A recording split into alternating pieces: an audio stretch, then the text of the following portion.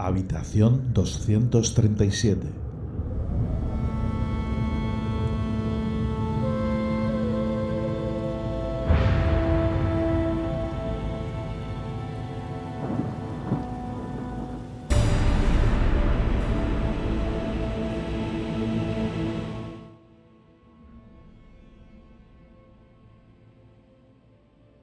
Saludos, soy Antonio Rentero y me quiero disculpar ante todo por no poder estar presencialmente entre ustedes, pero sí quiero agradecer la oportunidad de participar, aunque sea de esta manera no presencial, en estas jornadas del misterio, en concreto abordando cómo el cine a lo largo de las décadas ha tratado algo tan relevante para la época medieval, para la literatura y para la leyenda, como es el personaje del rey Arturo y por ende la leyenda artúrica, y dos objetos tan importantes, tan simbólicos como son la espada Excalibur y el Santo Grial, ese sagrado cáliz cuya búsqueda, entre otros orígenes, se remonta precisamente a esta leyenda. Voy a tratar de segmentar en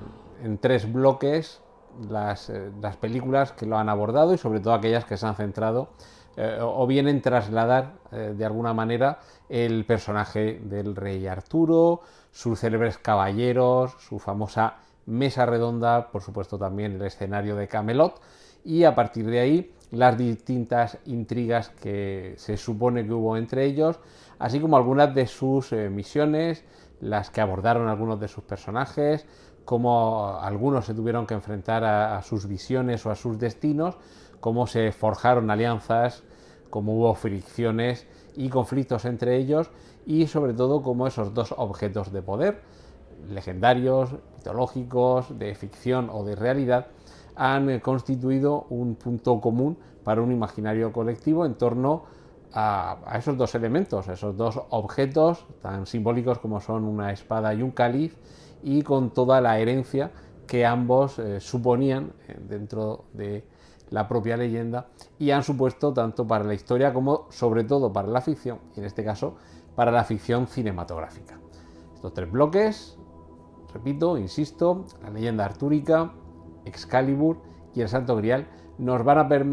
permitir conocer cómo a lo largo de las décadas esa recepción de esas leyendas han pasado al subconsciente colectivo y de ahí a engrosar una nueva leyenda que surge a partir del siglo XX como es el cine y que todavía sigue siendo el vehículo de transmisión de ese imaginario colectivo, de esa conciencia histórica, y sobre todo continúa ampliando los mitos, las leyendas del pasado y las va trayendo al presente.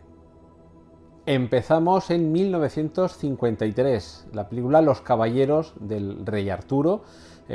dirigida por Richard Thorpe y engrosando una especie de trilogía con otras dos películas del mismo director, que fueron Ivanhoe y Quentin Durward, una trilogía no exactamente oficial, pero que trataba de adaptar cinematográficamente tres obras literarias fundamentales, las homónimas de Ivanhoe y Quentin Durward, de Sir Walter Scott, y en el caso de Los Caballeros del Rey Arturo se estaba adaptando la famosa novela La muerte del Rey Arturo de Thomas Malory. Era una película que por primera vez, en el caso de la Metro Goldwyn Mayer, permitía trasladar al espectador toda una aventura a través del cinemascope, ese formato que además incluso en la propia publicidad de la película, en el tráiler, ya se avisaba de que no era necesario ningún tipo de gafas especiales para poder disfrutarlo, a diferencia de otras tecnologías como el 3D. Algo que, trasladándolo al presente, podemos ver también en la insistencia de algunos directores, pues el caso de Christopher Nolan, por prescindir en sus películas del 3D, que algunos otros directores sí que han afrontado, y en su caso, en lugar del cinemascope, prefiere elegir el formato IMAX, es decir, se trata de trasladar la espectacularidad visual con distintos formatos. En este caso, con una obra literaria icónica como es La muerte del Rey Arturo, en cierto modo una recepción a nuestra época más contemporánea de todos los mitos artúricos, y que en esta película se sigue de una manera bastante fiel. Tenemos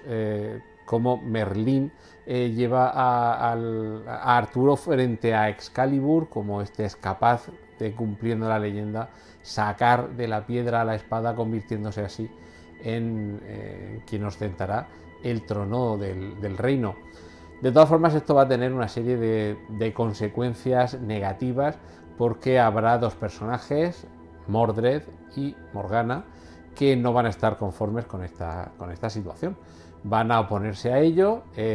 no van a querer reconocerle como rey, y a partir de aquí comenzará toda una serie de intrigas, de luchas, que llevará con el tiempo a que Arturo sí sea capaz de conquistar, de erigirse en rey, de organizar lo que ya todos sabemos, Camelot, su mesa redonda, sus caballeros, todo alrededor, y será magnánimo con Mordred y con Morgana, quienes perdonará y permitirá que permanezcan junto a él en el reino. Pero por supuesto ellos van a tratar de conspirar, esto, lo de Juego de Tronos y compañía, ya estaba inventado hace mucho tiempo, con estas intrigas palaciegas que sobre todo se van a dirigir a tratar de conseguir que Lanzarote parezca ser amante de la reina Ginebra, la esposa del rey Arturo. Por no extenderme demasiado, habrá un combate final entre Mordred y Arturo será derrotado frente a Mordred. Con su último aliento, sus últimas palabras serán para dirigirse a Lanzarote y pedirle que arroje al lago la espada Excalibur, ese momento mítico de la mano que sujeta la espada y ya se mete con ella en las aguas, donde permanecerán, no sabemos si a la espera de que algún futuro rey de Inglaterra reclame esa espada. También veremos en esta película, y aquí tenemos el elemento del Grial, esa visión que tiene el caballero Percival, esa visión que le impele a buscar el Santo Grial, a acometer esa búsqueda tan simbólica, desde luego, y que hoy va a formar parte importante de nuestro recorrido cinematográfico. Por cierto, que no había mencionado hasta ahora que los dos grandes protagonistas de esta película, Robert Taylor, que también aparecía en las otras dos películas de esta trilogía de Richard Thorpe, de Quentin Durward y Evan Howe, y por supuesto la bellísima Ava Gardner. Este año, 2021, se ha estrenado una película que ya tuvo un antecedente en el año 1984 con algunos actores que veremos que hoy se van a repetir. La película El Caballero Verde, en su versión del año 1984, dirigida por Stephen Weeks y protagonizada por Sean Connery y por Miles O'Keefe. Sean Connery no sería la primera vez que aparecería interpretando al rey Arturo, y además aquí aparecerían actores como Trevor Howard o Peter Cushing y un John Rhys Davies que después, décadas después, veremos cómo junto a Sean Connery volverán, décadas después, no, años después, volverán a comparecer juntos en una historia que de nuevo tendrá al Grial como coprotagonista. En El Caballero Verde se nos cuenta esa parte de la leyenda artúrica de ese Caballero Verde que reta a los caballeros de la mesa redonda a que mientras él permanece sin moverse, le corten la cabeza. Habrá solamente uno que se atreva, que es Sir Gawain, y por no hacer spoiler a quien no conozca cómo se desarrolla la leyenda, el propio Sir Gawain verá que no era nada fácil cortarle la cabeza al Caballero Verde, y que a partir de ahí hay una serie de consecuencias, porque el Caballero Verde establece un reto, y ese reto es: intenta cortarme la cabeza, y si lo logras, a mí después me tocará responderte con un golpe exactamente igual al que tú me has proporcionado. Esa historia de iniciación, ese rito iniciático que tendrá que afrontar Sir Gawain, lo veremos aquí en una versión, ya digo, año 1984, las películas, las historias entonces se contaban de otra forma, y aquí veremos desde luego a un Sean Connery que aquí interpreta a uno de los personajes que tiene que ver con la leyenda artúrica, pero en este caso no va a ser el rey Arturo, sino va a ser el propio Caballero Verde. En el caso del otro actor que más tarde le veremos compartir pantalla, a John Rhys Davies, aquí le veremos como uno de los caballeros de la mesa redonda, y más adelante ya desvelaremos la película en la que volveremos a verles juntos y donde volveremos a verles cabalgar juntos. En cualquier caso, película del año 1984, con todo lo que ello comporta en cuanto a la forma de narrar, el estilo, los efectos visuales, por supuesto. La interpretación de un grande como Sean Connery no nos va a sorprender, pero sí que es cierto que en esta versión yo creo que es más bien recomendable únicamente para los completistas. Pero ahí está, la primera vez en la que vemos la versión de, ya digo, una película que se ha estrenado este año. Volvemos con Sean Connery, ahora sí, interpretando al rey Arturo con El primer caballero, película del año 1995, dirigida por Jerry Zucker. Le acompañan Richard Gere y Julia Ormond, además de otros grandes actores como John Gielgud, en una historia que, por un lado, tiene algún momento épico, pero quizá de muy corto recorrido, y sobre todo se centra en la parte, por un lado, más romántica y por otro también de intriga, con uno de los lugares comunes también a la leyenda artúrica, que es esa historia de amor, ese romance entre el rey Arturo, entre la esposa del rey Arturo y uno de los personajes habituales de la corte de Camelot, como es Lanzarote. En este caso, la reina Ginebra, interpretada por Julia Ormond, Lancelot o Lanzarote, interpretado por Richard Gere, todo un galán romántico, que en este caso además se nos muestra el trasfondo de que realmente esa historia de amor entre Ginebra y Arturo, en este caso, en el caso de la película El primer caballero, tiene que ver más bien con un matrimonio de conveniencia, sobre todo conveniencia porque en el caso de Ginebra lo que busca es la protección sobre su propio reino de manos del rey Arturo. Desposándose con él, garantiza la protección a su reino de origen. Por supuesto, todo también da un poco pie a que sea más sencillo que se enamore de un personaje que además también es más joven, en este caso el rey Arturo, interpretado por Sean Connery ya en el año 95 con una edad, frente a la juventud de Julia Ormond y Richard Gere, ya parece predisponer al espectador a que esta historia romántica entre estos dos personajes, con más afinidad biológica, y sobre todo si en Ginebra ya partimos de que, según la tesis de esta película, no había tanto amor de base como más bien un interés, nos permite que todo ese juego triangular desemboque en esa historia con la que el espectador se puede identificar más desde el punto de vista romántico. Continuamos avanzando en el tiempo, ahora nos vamos ya al año 2004 con la película titulada tal cual, El rey Arturo, una película dirigida por Antoine Fuqua y que está protagonizada por Clive Owen, Keira Knightley, Stellan Skarsgård, Ray Winstone o Mads Mikkelsen. Estos últimos actores compondrán una muy particular mesa redonda para un muy particular rey Arturo.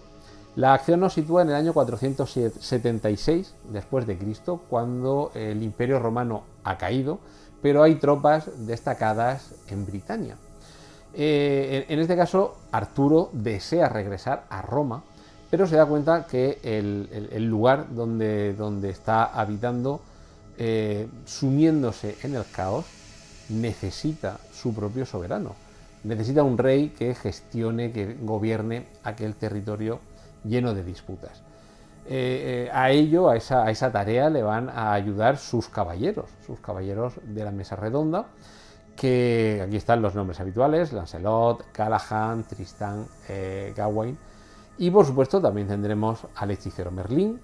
Tendremos a Ginebra, que en este caso, interpretada por Keira Knightley, será una guerrillera completamente aguerrida y quizá un personaje muy alejado, tanto el personaje de Ginebra como el resto de los componentes de la historia, de esa ubicación habitual en una Edad Media más próxima casi al Renacimiento, incluso en el aspecto, el vestuario, las armaduras, los castillos, la arquitectura, siempre parece remitirnos a una época entre 1100, 1200, 1300, cuando, si algo de la leyenda artúrica tuvo su origen en una época histórica real, sería más bien parecida a lo que se nos cuenta en este momento, en la caída del Imperio Romano.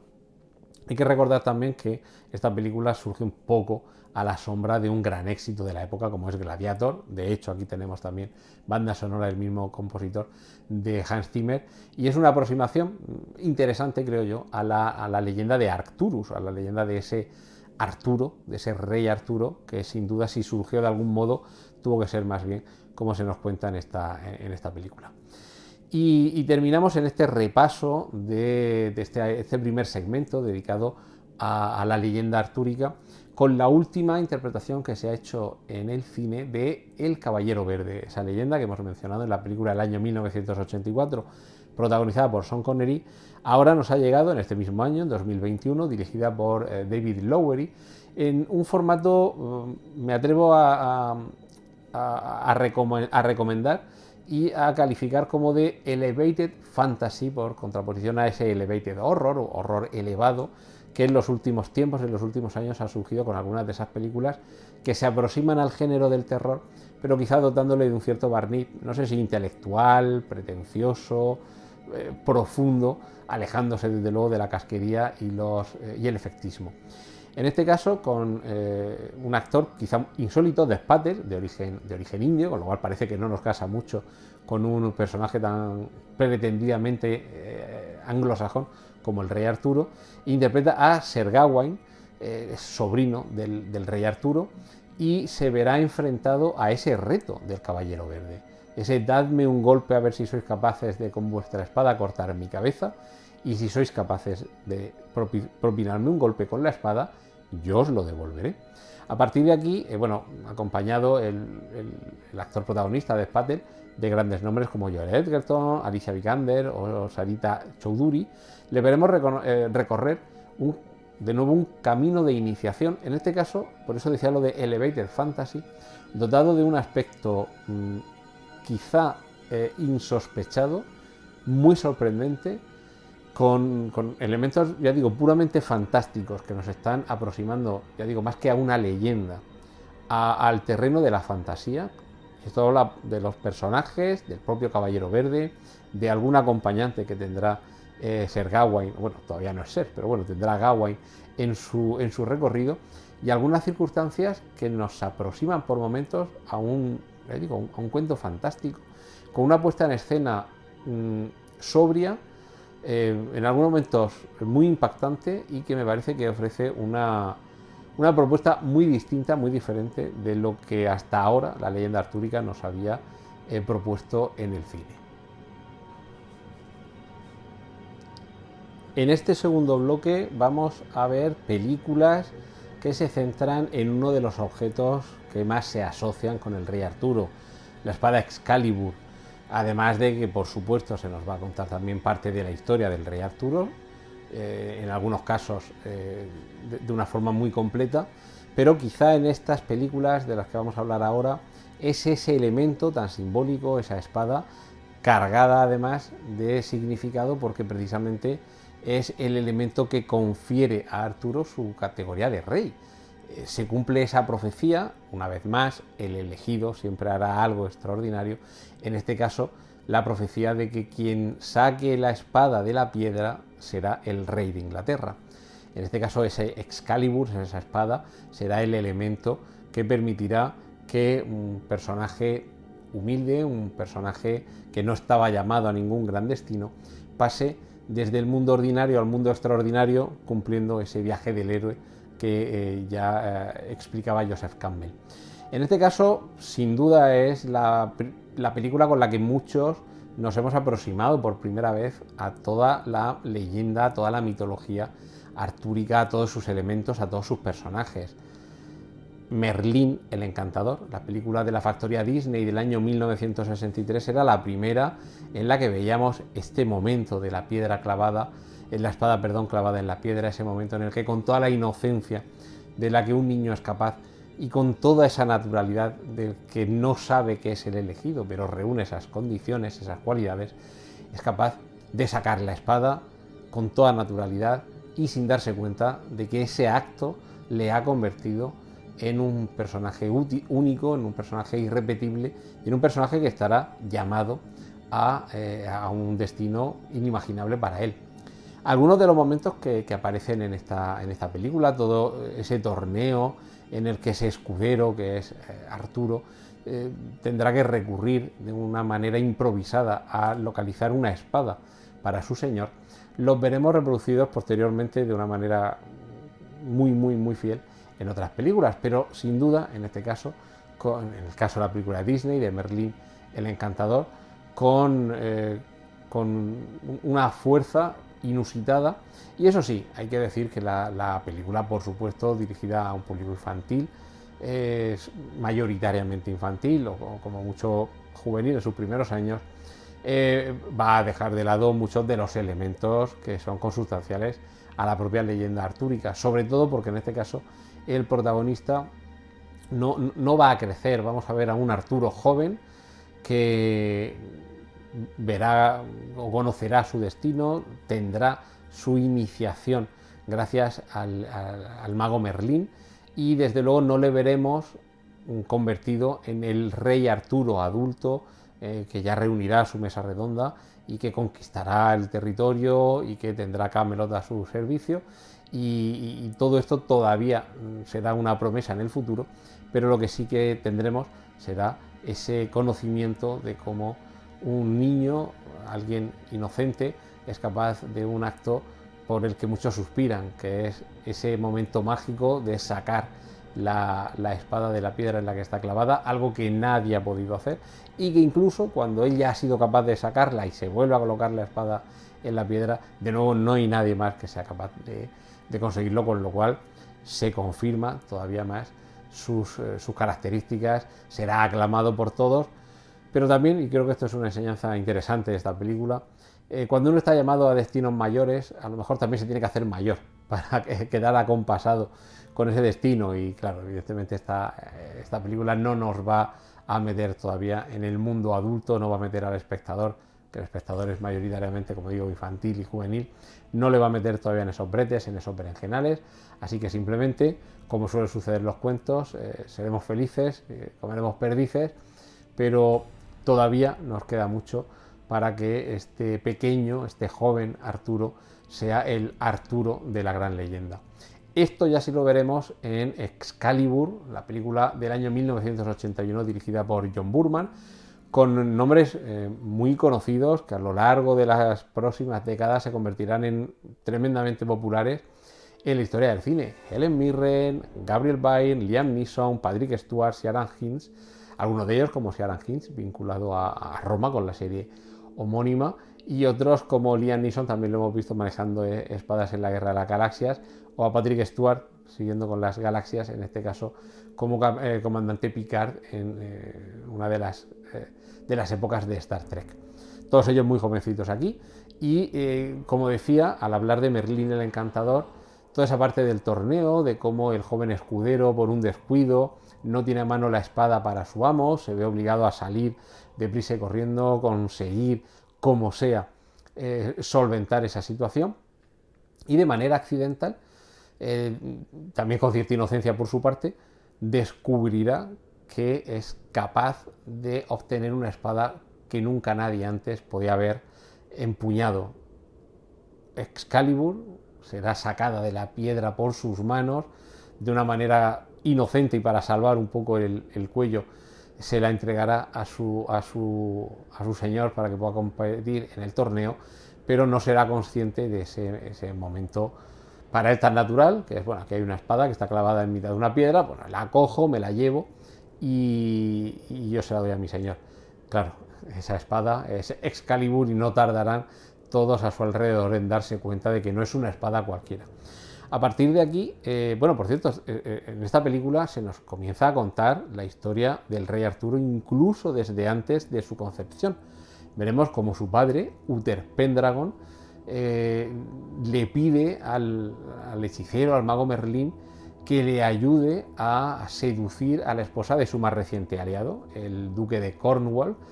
y a partir de ese momento de romance será cuando nazca, 9 meses después, Arturo, un Arturo que como hijo bastardo permanecerá ajeno a su destino hasta que, como digo, en este momento casi accidental, descubra cuál es su destino. A partir de aquí ya veremos, se hace mayor, consigue Excalibur, a partir de aquí se va transformando gradualmente en el Arturo que lo conquistará todo alrededor. Y en esta película lo que vamos a ver, en este Excalibur de 1981, como título toma como protagonista a la espada, pero veremos que es precisamente la posesión de esa espada la que supone un cambio en el destino de este joven. A partir de ese momento dejará de ser un bastardo, pasará a ser un elegido y a partir de ahí liderará a todo un reino. Esto, antes me he referido a las intrigas palaciegas en Juego de Tronos, como vemos, esto está siempre, no hay nada nuevo bajo el sol, ni novum sub solem, y de nuevo vemos que ese bastardo, que finalmente sí que resultaba ser un elegido, es un claro paralelismo con el Jon Nieve de Juego de Tronos, alguien a quien se tiene por un hijo ilegítimo, pero que realmente sí que resulta tener tras de sí una estirpe, en este caso, que le convierte en el poseedor, en la única persona capaz de sacar esa espada de la piedra y que la leyenda se haga carne en él de alguna forma. La película nos va a ir contando toda la serie de intrigas, luchas, cómo se va forjando en torno al rey Arturo toda esa comunidad, toda esa mesa redonda con sus caballeros y cómo se va peleando, cómo hay ese final al que irremisiblemente se llega, en el que el propio Arturo es derrotado y tras esa derrota la espada, el símbolo que le permitió convertirse en lo que llegó a ser, en ese rey elegido por la leyenda, tendrá que cederse. Una vez que él fallece, una vez que muere, la espada Excalibur, por esta película muy determinante, el uso de la luz verde como mágica, esa espada tendrá que abandonarle, esa espada tendrá que volver a su destino mágico, en este caso llevada a un lago, aunque sí que veremos que en un primer momento el encargado de devolver esa espada a sus mágicos portadores rechazará inicialmente su destino. Merlín le pedirá que lo haga, él tratará de engañar un poco, pero ante la pregunta de qué ha sucedido cuando has arrojado la espada al lago, la respuesta, si no has contemplado nada extraordinario, es pues no ha pasado nada extraordinario, y ahí es un poco donde se descubre que realmente no ha cumplido, que realmente lo que necesita es lanzarla a ese lago de Avalon, donde habrá una mano que surgirá de las aguas para sujetar la espada, para cogerla y para que realmente el destino, ese trayecto que cumple la espada, ya digo, protagonista y sobre todo vínculo, nexo de unión de todos los avatares de esta película, vaya cumpliendo su destino. En este caso, su destino es volver a convertirse en leyenda, un objeto que había permanecido clavado en una piedra de la que nadie podía sacarlo, y ahora lo ponemos un poquito más difícil todavía. La espada queda en el fondo de un lago, donde la dama del lago custodia a Excalibur, y allí es donde quedará para siempre a la espera de que haya otro elegido que pueda volver a portar con dignidad esa espada, ese símbolo de leyenda, y además una herramienta que, por supuesto, siempre en la historia ha habido conflictos, ha habido personajes que han tenido que luchar los unos contra los otros, conquistar territorios y ganarse una posición en la historia gracias a un arma, y un arma que a lo largo de siglos ha sido tan simbólica como es una espada, un símbolo de poder, un emblema de dominación sobre los demás, y en este caso además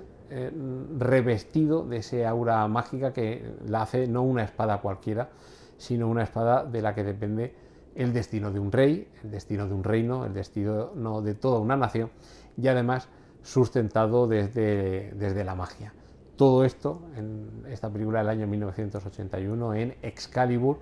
que sin duda no siempre, no es muy habitual que una espada tenga ese carácter tan especial, que la convierta en la protagonista de toda una historia, de toda una leyenda, y en la excusa que permite que en torno a ella, en torno a lo que supone empuñarla, al poder que otorga ser la única persona capaz de reconocer, de que la espada reconozca que es su portador, es capaz de traer sobre sí. De una forma parecida a una película que hemos mencionado antes, sobre la leyenda del rey Arturo y su ubicación en torno a la caída de Roma, trata la siguiente película de la que podemos hablar, que es La Última Legión, una película dirigida en el año 2007 por Doug Leffler y protagonizada por Colin Firth, acompañado de actores como Ben Kingsley. Volvemos a ese año 476 en el que cae el Imperio Romano. En este caso vemos cómo se acaba de nombrar emperador a Rómulo Augusto justo en el momento en el que Roma está a punto de caer a manos de los bárbaros. Lo que vamos a hacer es descubrir el trayecto que cumple uno de los comandantes romanos, Aurelio, custodiando a Rómulo, el hijo pequeño del emperador Rómulo Augusto, que inicialmente huirá para quedar protegido en la isla de Capri, pero también tendrán que huir desde allí. El asedio llega hasta ese punto porque lo que se quiere es acabar con todo rastro de la dinastía de Rómulo Augusto. ¿Hasta dónde llegaremos en esta huida? Pues hasta el lugar donde reside la última legión que queda incólume de este imperio romano que está desmoronándose. La 9ª legión, la última legión, que da título a la película, está ubicada en Britania, así que allí acudirá Aurelio, el personaje que interpreta Colin Firth, acompañado del personaje que interpreta Ben Kingsley, que aunque se llama Ambrosio o algo así, me parece que se llamaba, es evidentemente un trasunto de Merlín. Y de hecho descubriremos que esa espada, último vestigio del emperador Rómulo Augusto, encierra el secreto que con el tiempo la convertirá en la espada Excalibur. No vamos a desvelar cómo ni por qué, pero hay una cierta inscripción que tiene que ver con esta espada, que explica su origen y que supone ese nexo de unión entre el futuro imperio británico y el pasado imperio romano. Esa espada, esa Excalibur tan simbólica, será ese nexo y será labor de este trasunto de Merlín proteger a Rómulo para que esa herencia continúe, y eso lo conseguirán gracias a esta última legión que protegerá al heredero de ese imperio. Y nos vamos acercando ya a las últimas películas que han abordado la leyenda del rey Arturo. En este caso, una de las más recientes, de las que han llegado al gran público, es una película del año 2017 dirigida por Guy Ritchie, director, por ejemplo, de películas como las 2 entregas cinematográficas de Sherlock Holmes, las últimas de Sherlock Holmes, protagonizadas por Robert Downey Jr. y con Jude Law como Sherlock Holmes, como el doctor Watson. Y en este caso se iba un poquito más allá. Guy Ritchie, habitual director de películas que tienen que ver con las mafias británicas, en este caso, y un poco a medio camino de lo que había mostrado en algunos de sus anteriores trabajos, nos lleva a unos bajos fondos londinenses de la Londinium, de esa época en la que ya se está desmoronando el imperio romano. Todavía no ha surgido el reino británico, pero sí que tenemos a un joven Arturo, realmente aquí no tan joven como el Arturo, por ejemplo, de Merlín el Encantador, pero que sí que tiene a su alrededor una especie como de irregulares de Baker Street, por continuar con las referencias a Sherlock Holmes, entre los que se busca la vida, entre, ya digo, los bajos fondos de Londres. Aquí es donde llega la leyenda, aquí es donde llega la espada clavada en la piedra, aquí es donde llega ese momento en el que, aunque hay muchos que lo intentan, solo hay uno que es el elegido, el llamado a cumplir su destino. Solo hay un Arturo, interpretado aquí por Charlie Hunnam, que será capaz de agarrar con sus manos esa espada clavada en esa piedra que se ha descubierto en la Londinium tan pretérita, sacar esa espada y a partir de ahí configurarse como un personaje especial. No va a estar solo en ese empeño por convertirse en algo más de lo que ya es, en afrontar ese destino que le otorga ser capaz de sacar esa espada de la piedra donde está clavada. Aquí tenemos una nueva iteración de Ginebra, pero en este caso Ginebra lo que va a hacer es ayudar a Arturo a que, una vez que ha hecho, digamos, lo más difícil, que es sacar, extraer la espada de esa piedra, adiestrarse, formarse, entrenarse para ser primero un gran luchador, un líder mejor de lo que ya era, porque hasta ese momento era un líder, pero digamos que de una pandilla un poco de malhechores y delincuentes, y se tiene que ir construyendo a sí mismo como el líder que estará llamado a dirigir una nación y, por supuesto, a convertirse él mismo en leyenda. Lo que la historia nos irá también desvelando con el tiempo es que dentro de ese destino oculto que estaba escondido quizá detrás de ese gesto de extraer la espada de la piedra, había un destino que tenía ya un significado escrito tiempo atrás, ahora simplemente se ha desvelado, pero ese significado no se crea ahora, ya venía de antes. Como ya hemos visto en alguna otra película, la historia del rey Arturo comienza incluso antes de su concepción, que es donde realmente se forja su destino. Y es que en este momento, en esta película, cuando ya ha conseguido portar la espada, cuando ya ha conseguido aproximarse a su destino, irá descubriendo que su destino le fue arrebatado por quien asesinó a sus padres. Es decir, que al final esto se convierte no solo en una historia de un poco de ubicarse uno mismo, de conseguir su sitio en el mundo, de encontrarse a sí mismo, sino también el de cumplir el destino para el que estaba llamado, pero alguien te lo hurtó, alguien mató a tus padres, en su momento tuviste que desaparecer o tuvieron que hacer que desaparecieras para que tu vida no acabara, y por supuesto a lo largo de los años, de los lustros, de las décadas, tu destino estaba ahí, estaba latente, y solo es ese desencadenante de tener a Excalibur entre tus manos, Arturo, el que te convierte en el futuro rey. Afrontamos ahora el último bloque de este repaso a cómo el cine ha tratado la leyenda artúrica, Excalibur, y por supuesto el otro gran elemento que incluso ha salido más allá de la leyenda artúrica, porque nació mucho antes que la leyenda artúrica y ha seguido mucho después. Vamos a empezar con una película del año 1954, El Cáliz de Plata, una película protagonizada por Paul Newman, y que, si ya habíamos visto una película, Excalibur, que en su propio nombre, en su propio título, ya lleva el nombre del objeto por antonomasia vinculado a la leyenda del rey Arturo, en este caso ese cáliz de plata no puede ser otro que el cáliz que se utilizó en la última cena, cuando se celebró la primera Eucaristía entre Jesucristo y sus 12 discípulos. Esos apóstoles que pasarán a formar parte de ese cáliz de plata en una época en el que el Imperio Romano ya comienza a estar en declive, en el que comienza a surgir la Iglesia cristiana, es un momento paleocristiano en este sentido, y se nos cuenta la historia de un orfebre que ve cómo su hijo primogénito tiene que ser vendido a un señor muy acaudalado para que pase a ser el orfebre particular de este señor. Junto a Paul Newman tenemos aquí a Virginia May o a Pier Angeli, que nos trasladan a esa época,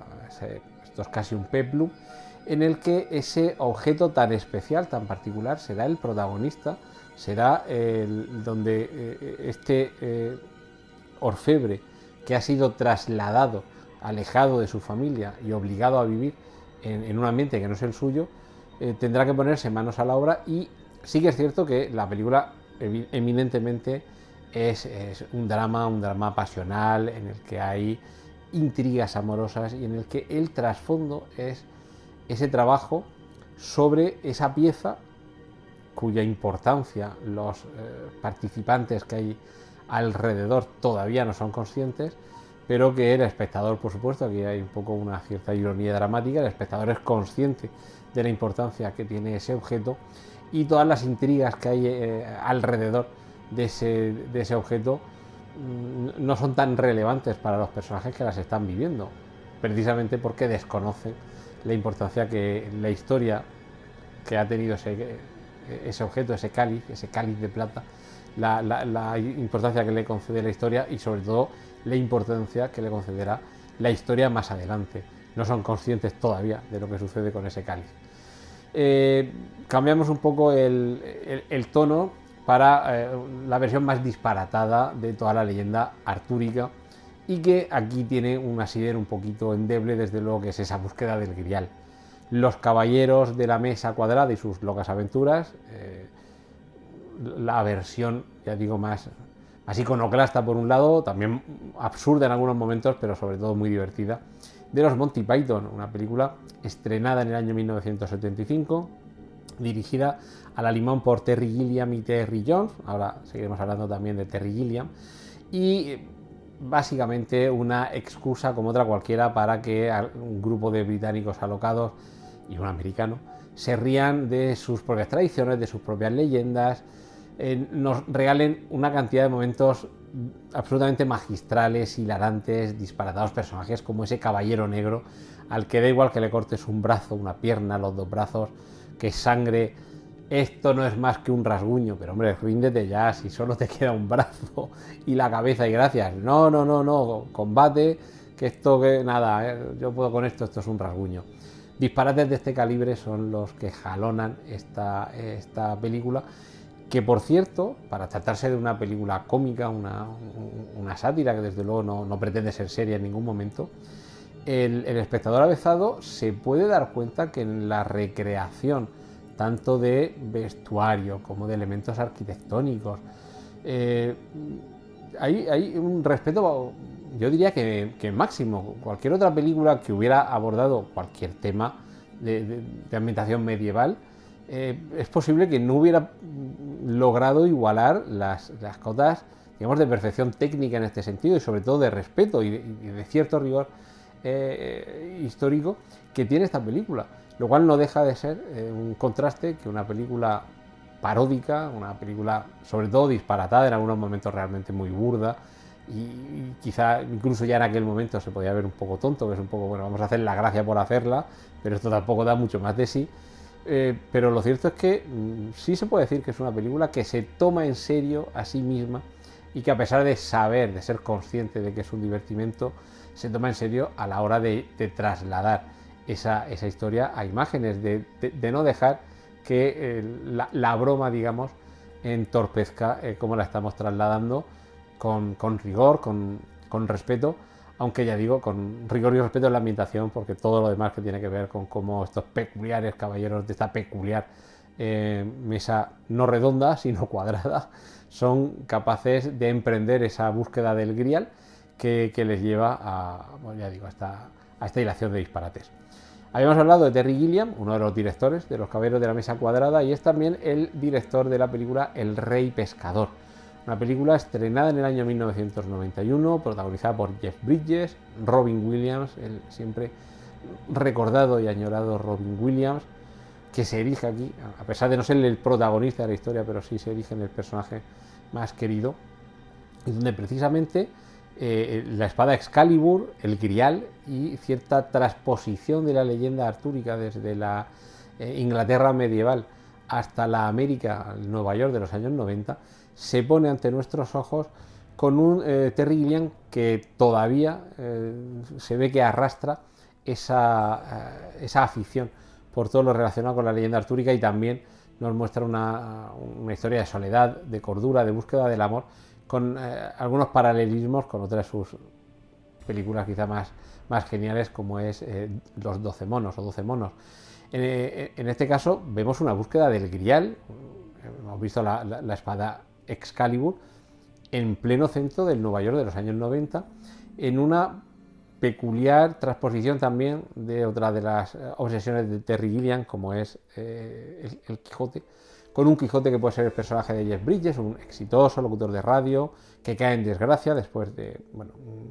una emisión radiofónica desafortunada, y a partir de ahí su vida de ser alguien de éxito pasa a ser alguien, la verdad es que bastante tirado, a sobrevivir regentando un videoclub, y se encuentra con el personaje que interpreta Robin Williams, un personaje que realmente no está del todo en sus cabales, pero junto al que vivirá una serie de aventuras entre las que destaca esa búsqueda del grial, de nuevo un elemento simbólico que aquí sí que tiene cierto trasunto de aspecto de grial, pero que realmente no deja de ser la excusa para buscar un sentido dentro de esa vida en la que estos dos personajes se hayan perdidos. La película está llena de momentos realmente emotivos, y uno de ellos además por la espectacularidad en la que se lleva a la pantalla, y esto no tiene que ver gran cosa con la leyenda artúrica, ni con Excalibur, ni con el grial, pero hay un momento muy destacado de esta película del Rey Pescador, en la que en mitad de la estación Grand Central de Nueva York, abarrotada de gente, vemos un encuentro entre el personaje de Robin Williams, alguien vagabundo, un sin hogar, alguien que primero intuimos y después vemos a ciencia cierta que la cabeza no la tiene demasiado bien, pero hay un momento en el que es su objeto de pasión, la mujer a la que ama, la mujer a la que le gustaría seducir para que también le amara a él, transita por en medio de la muchedumbre, y en un momento mágico toda la estación Grand Central, todos esos transeúntes se abrazan los unos a los otros y se ponen a bailar en mitad de ese espacio enorme, que si alguien ha estado alguna vez en Nueva York y ve en la película que efectivamente esto no es un decorado ni está hecho por ordenador, está hecho allí en la estación Grand Central, ver ese espacio enorme, lleno de gente bailando, te traslada a un mundo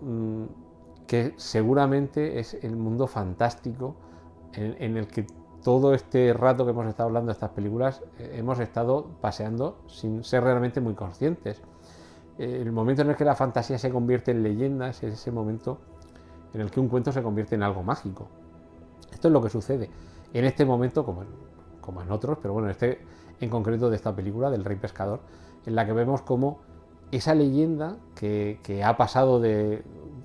la literatura a la realidad de los personajes de esta leyenda se convierte de algo mágico en algo real. Y quizá ahí es donde esté uno de esos trasuntos de todo lo que es la leyenda artúrica a través de estos dos objetos simbólicos, de la espada Excalibur y del Santo Cáliz, del Grial, nos están tratando de transmitir que a través de esos objetos la historia de algunas personas llega más allá del ordinario, se traslada a lo extraordinario, y esto, si sucede,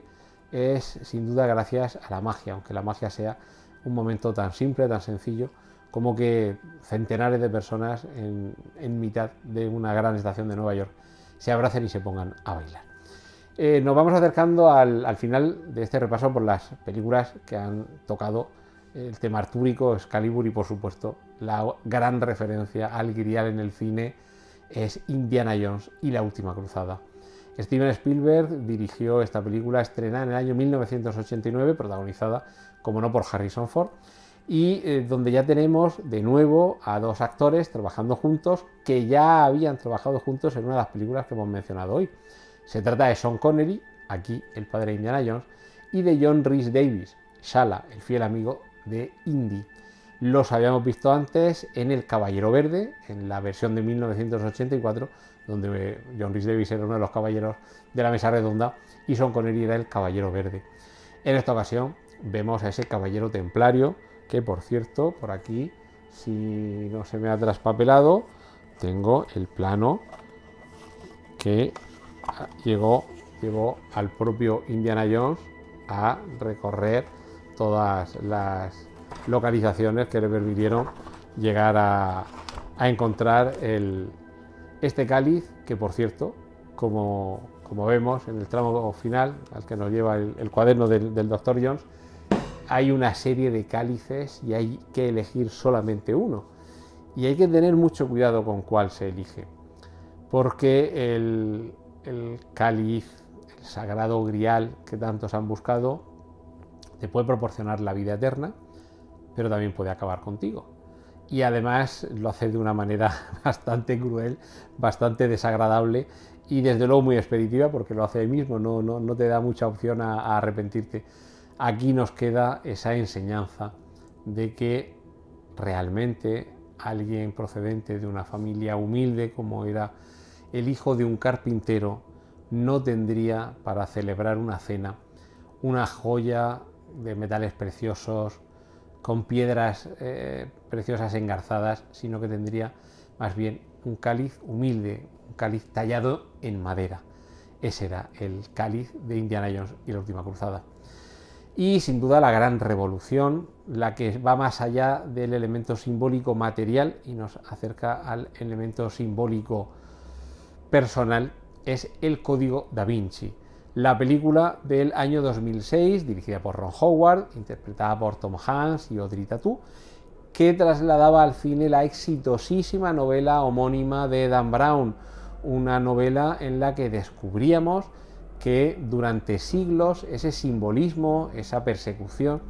de un objeto realmente había estado equivocada, porque para empezar, lo que se perseguía no era simplemente un objeto, lo que estábamos persiguiendo era una estirpe, porque ese contenedor, como se nos explica muy bien, en un momento dado, a partir de un cuadro de Leonardo da Vinci, bueno, de un cuadro no, perdón, de una pintura de Leonardo da Vinci, el fresco de la Última Cena,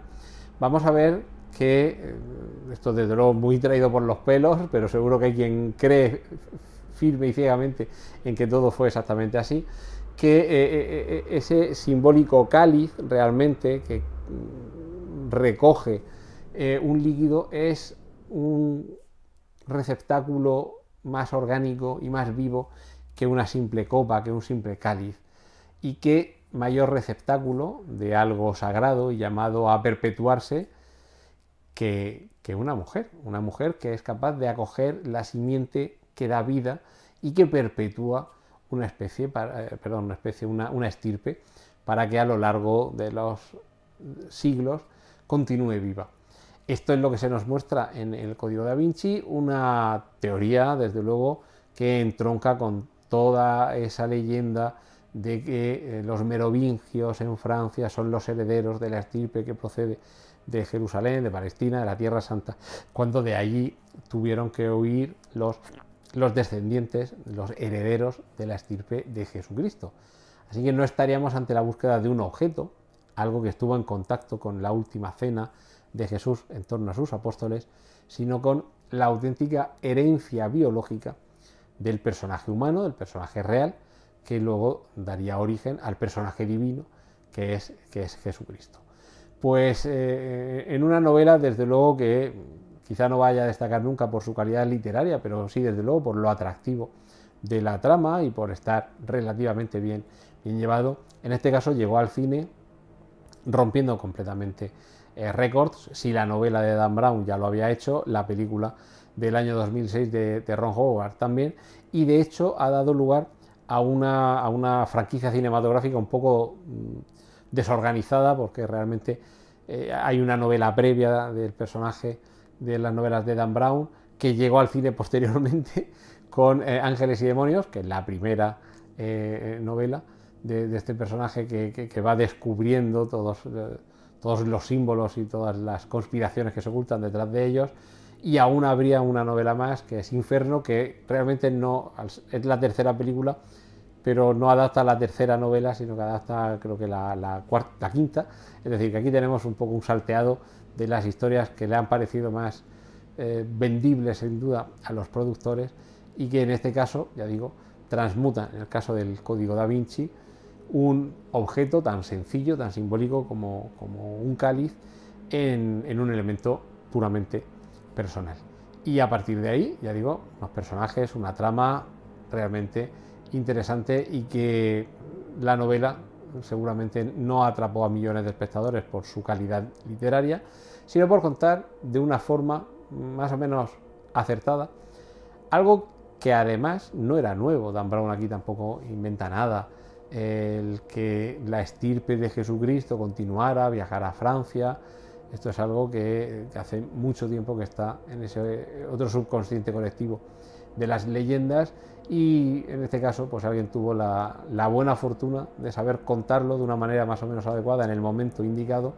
para que además, y sobre todo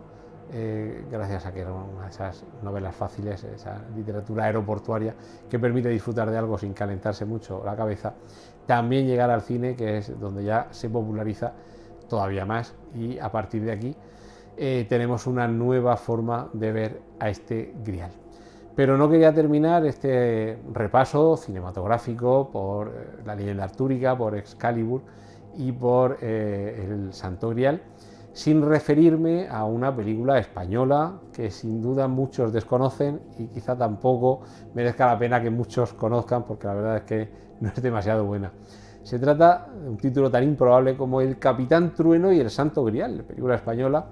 dirigida por Antonio Hernández en el año 2011, protagonizada por Sergio Pérez Mencheta, Asier Echandía y Natasha Yarovenko, que encarnan a los clásicos personajes del cómic, los personajes de Víctor Mora. En este caso,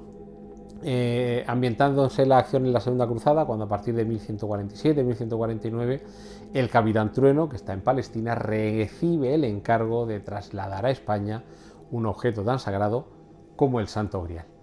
Aquí se explicaría por qué está el Santo Grial en la Catedral de Valencia. Sería un poco la forma que ha tenido el cine de trasladarnos las aventuras del Capitán Trueno, quizá de una forma que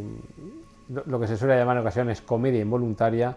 una película que realmente no va a pasar a los anales de la historia, pero no deja de ser, espero, una forma más o menos desenfadada, divertida, de ver cómo el cine, a lo largo de las décadas, a lo largo de estas 16 películas, ha tratado un tema que yo creo que va a continuar dando mucho que hablar, que lo seguiremos viendo en videojuegos, en novelas, en cómics, en series de televisión y por supuesto en películas, porque Arturo, Excalibur y el Santo Grial van a estar ahí, creo que durante muchos siglos. Muchas gracias y espero que alguna de estas películas, si no la conocían, les haya servido para tener algo de interés en verlas y a través de ellas disfrutar del séptimo arte y conocer un poco más de cómo la leyenda continúa viva gracias a los creadores de cine. Muchísimas gracias.